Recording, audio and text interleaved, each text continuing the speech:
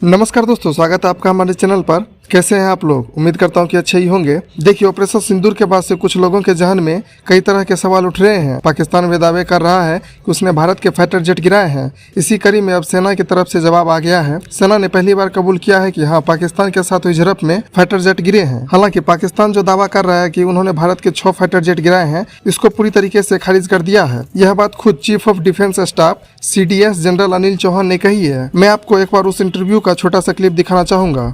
The incident between Pakistan and India, and that is whether or not Pakistan downed an Indian jet, or in fact more than that. Can you confirm? I think what is important is that not the jet being down, but why they were being down. But a jet, at least one jet why? was downed? Yeah. Why they were. So the good part is that we are able to understand the tactical mistake which we made, remedy it, rectify it, and then implement it again after 2 days.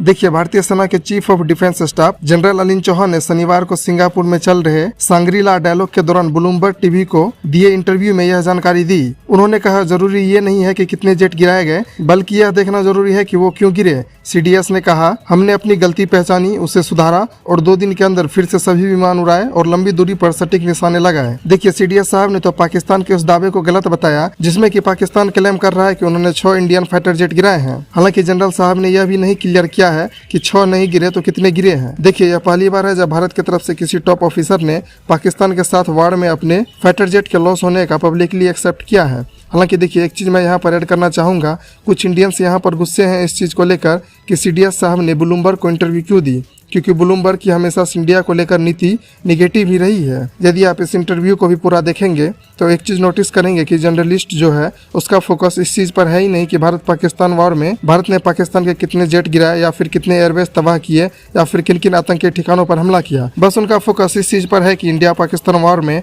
Bharat का कितना loss हुआ है, भारत के कितने fighter jet गिरे हैं। बस उसे इसी चीज की जानकारी चाहिए ताकि वो इस न्यूज को आगे बेच सके। हालांकि देखिए, जनरल चौहान ने अमेरिका के राष्ट्रपति डोनाल्ड ट्रंप के इस दावे पर भी टिप्पणी करने से इनकार कर दिया कि अमेरिका ने दोनों देशों के बीच परमाणु युद्ध को टालने में मदद की थी। उन्होंने कहा कि ऐसा मानना थोड़ा ज्यादा खिंचा हुआ है। मेरी पर्सनल राय है कि पारंपरिक युद्ध और परमाणु हथियारों के बीच काफी अंतर और गुंजाइश होती है। उन्होंने यह भी बताया कि पाकिस्तान के साथ बातचीत के लिए चैनल हमेशा खुले थे ताकि हालात काबू में रहे। इसके अलावा पाकिस्तान के एक और दावे को CDS ने खारिज करते हुए कहा कि चीन ने पाकिस्तान को इस संघर्ष में एयर डिफेंस और सैटेलाइट की मदद दी थी। अनिल चौहान ने इस दावे को खारिज करते हुए कहा कि ये हथियार पाकिस्तान के लिए ज्यादा कारगर नहीं रहे। हालांकि देखिए, भारत और पाकिस्तान के बीच ये झड़प 7 मई को शुरू हुई थी और इसे भारत पाकिस्तान के बीच पिछले 50 वर्षों की सबसे बड़ी झड़प के तौर पर देखा जा रहा है।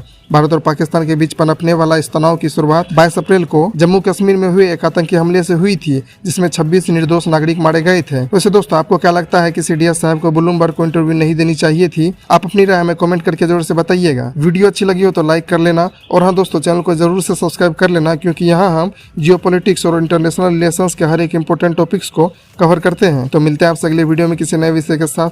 तब तक के लिए जय हिंद, जय भारत।